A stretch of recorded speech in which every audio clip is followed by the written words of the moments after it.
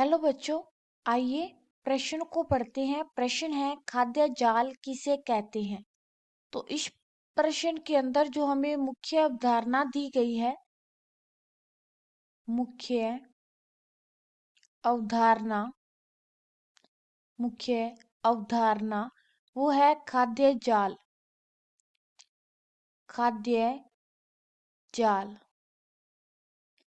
तो किसी भी पारिस्थितिक तंत्र के अंदर जो पारिस्थितिक तंत्र है, पारिस्थितिक तंत्र तो पारिस्थितिक तंत्र के अंदर बहुत सारी खाद्य श्रृंखला पाई जाती है। खाद्य श्रृंखला पाई जाती है। खाद्य श्रृंखला में एक जीव है वो दूसरे जीव को खाता है,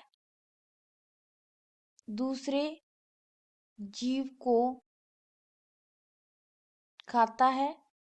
वह इस जीव को किसी दूसरे जीव द्वारा खाया जाता है।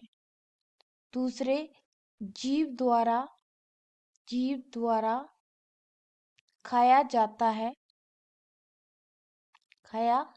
है। तो इस तरह से खाद्य श्रृंखला का निर्माण होता है। तो पारिस्थितिक तंत्र के अंदर बहुत सारी खाद्य श्रृंखला पाई जाती है। तो ये सारी खाद्य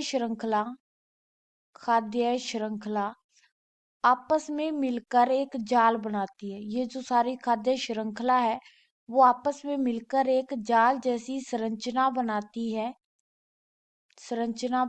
है जिसको हम खाद्य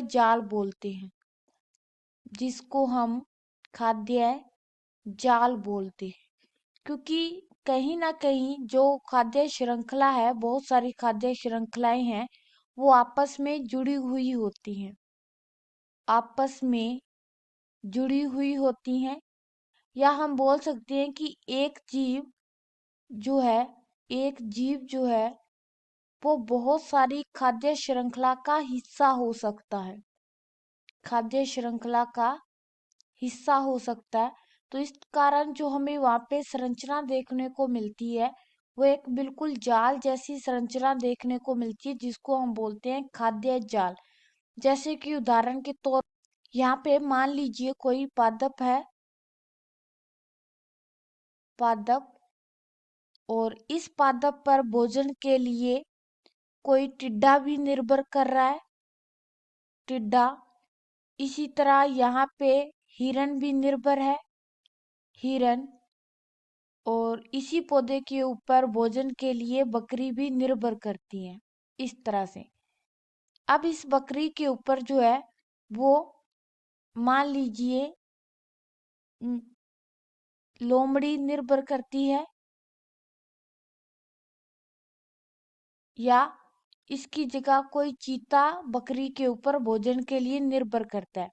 इसी प्रकार हिरण के ऊपर भी कोई चीता भोजन के लिए निर्भर कर सकता है। और जो टिड्डा है उस पे मेंढक निर्भर कर सकता है। मेंढक के ऊपर कोई सांप निर्भर कर सकता है।